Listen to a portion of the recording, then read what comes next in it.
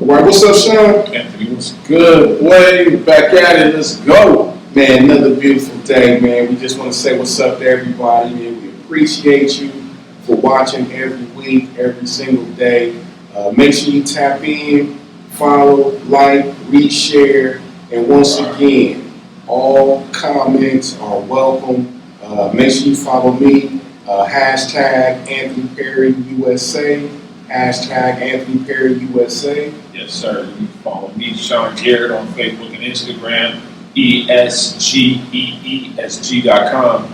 Culture lives here. You know what I'm saying? I like to support the hip hop culture on my page. So go to my page and like my page and follow, man. We're doing our thing here at Compton College. You know what I mean? They're welcoming us here. And yeah, we just like coming here and doing our thing. So we've been in the community, and no better place for us to be than here at Compton College. That's right. So we just talked about the DOJ indictments on James Comey. We just talked about that last week. Now, Letitia James and John Bolton. Are these indictments valid or political? Let me just start by saying that I just don't want anybody to misconstrue anything that I'm gonna say or that we say. I'm not on anybody's side here. I don't care. You know what I'm saying? I really don't care. But I gotta be honest, man. It's all been political. Everything going after Donald Trump seemed on the surface to be political from my viewpoint. So is it political? It could be. But I will say this though about these three individuals. Everybody knows John Bolton hates Donald Trump and Donald Trump hates John Bolton.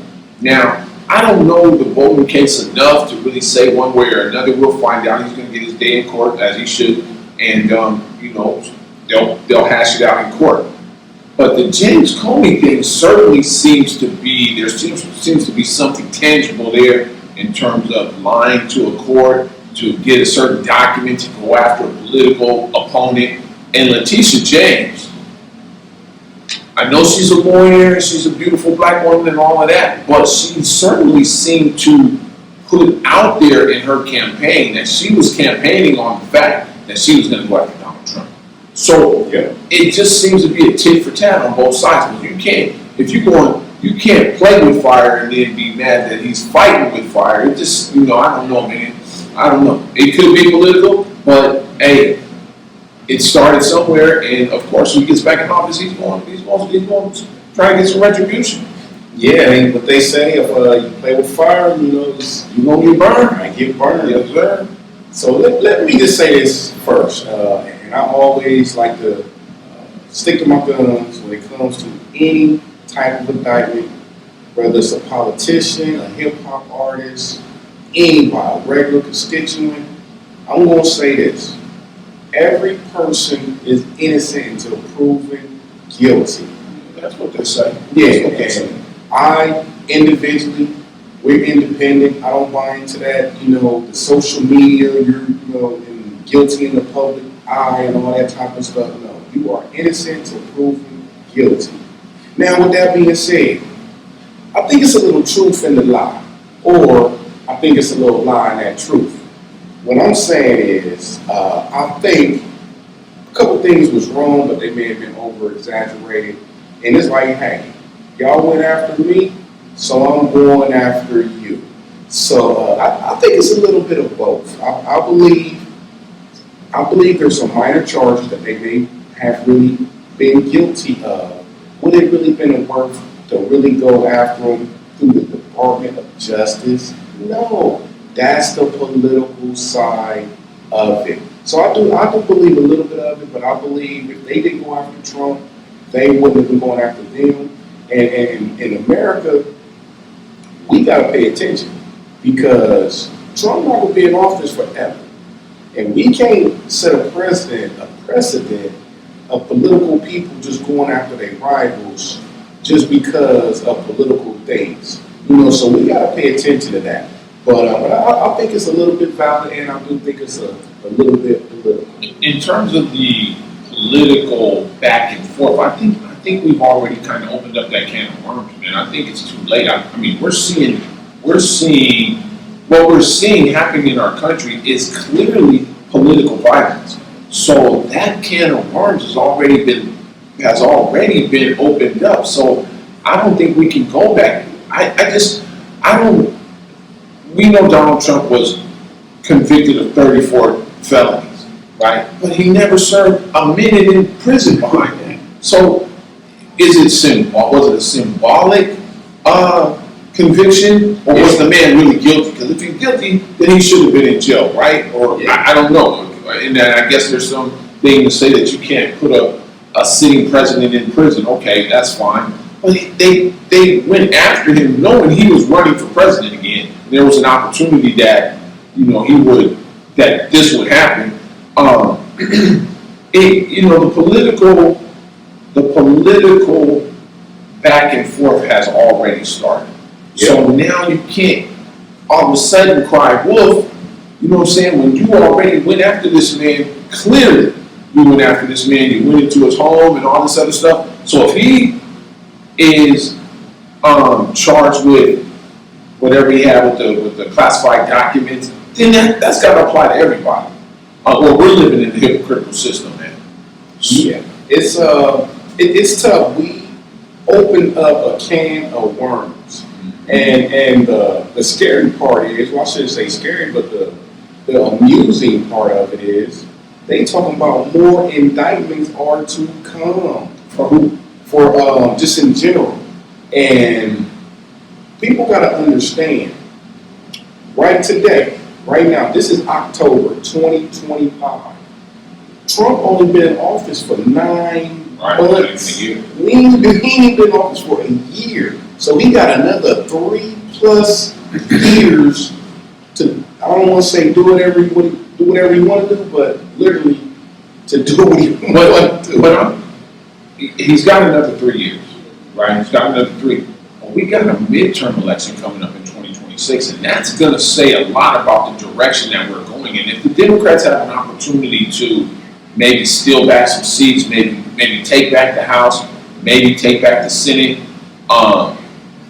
then that may change the trajectory of what's going to happen in 2028 when the general presidential election comes back around. But if the Republicans happen to pull off a convincing win in next year's midterm elections, that's setting up good for the Republicans, and that's looking real bad for the Democrats going into 2028. I don't know who the Republicans are going to be able to pull out and say, well, this is our candidate, because what I am seeing too, though, is that the country is moving more to the right in terms of supporting the Republican Party. I think the Republican Party has increased their voter registration by like 200,000-300,000, maybe even more. I've heard some numbers about voter registration going in favor of the Republican Party and voter registration going against the Democrat Party, which does not bode well for the Democrats. So we're living in a pretty unstable political environment right now. And in these indictments of these high-profile political people, it's just another symptom of a bigger problem, in my opinion. Absolutely, and it is very important that everyone get out and vote.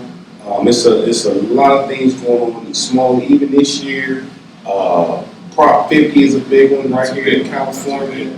Vote for what's best for you, and this is what I want to say as a vote. I'm not going to touch too much on it because, like I said, I'm independent.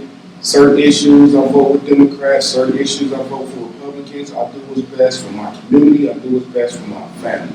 But I just want to remind all the viewers that voter intimidation is not acceptable. Okay? So whatever you want to vote for, or whatever issue or prop you want to vote for, be confident and do not be fearful or be persuaded by how you want to vote.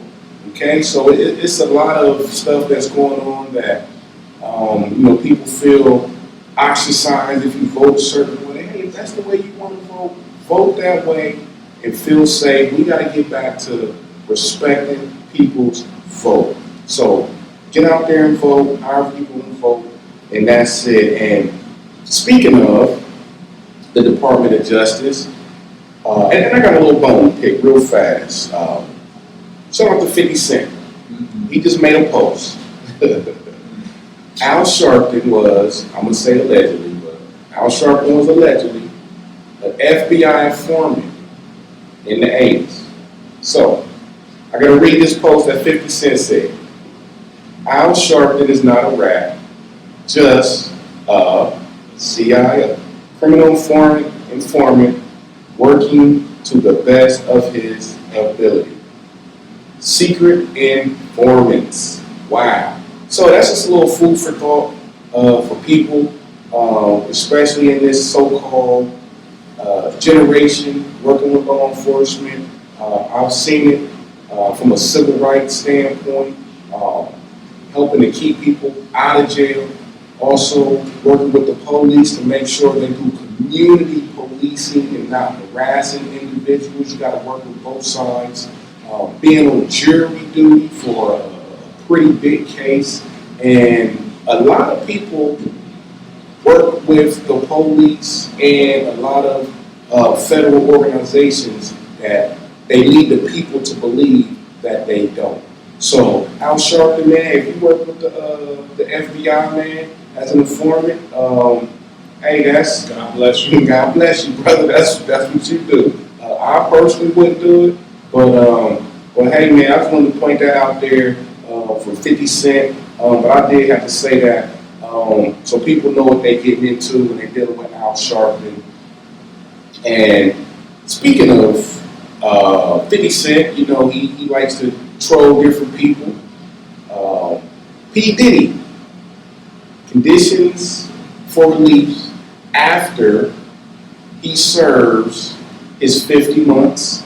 And tell me what you think about this, Sean. Once he do get out, because he eventually will get out, he only got 50 months, whether he get time served or whatever, get out for good behavior, different programs. That's still, you know, we can argue that a little bit down the line, but he gonna sit it down for a little bit. But some of the supervised conditions right here, 5 years of supervised release, regular meetings with the probation officer, refrain from drug use, drug tests within 15 days of his release, 2 periodic random tests, mental health treatment, domestic violence programs, and his probation officer is allowed to drop in on him any time unannounced. Now, do you think this is excessive, appropriate, or what's your thoughts? I think Sean Combs was doing way too much. Period. When you're doing too much, you're gonna reap what you sow. Now, I think Puffy did pretty good with this 50 months conviction, because obviously he could have did a lot more under the RICO statute. All right, he could have did a lot more under that. I know that the DA was asking for 11 years, right? And then they came, you know, the judge obviously concluded 4 years and 2 months, 50 months altogether. So I think that's a win for him, but it sounds like whatever they have set up for him after prison is really kind of set up to put him back in prison. Yeah. Right? How does a man who's in Hollywood, how does a man who's living in that Hollywood world, how does he live, go to prison for 5 years, so to speak, or about 5 years, and then come out and for another 5 years is supposed to run a record label, not party, not take drugs? I don't know. I think I think Puffy, it seems excessive, and it certainly seems like they kind of set him up for failure there. But I gotta say, man, I think my man I think he's kind of, you know, stepped in it a little bit, and now he's kind of reaping what he sowed.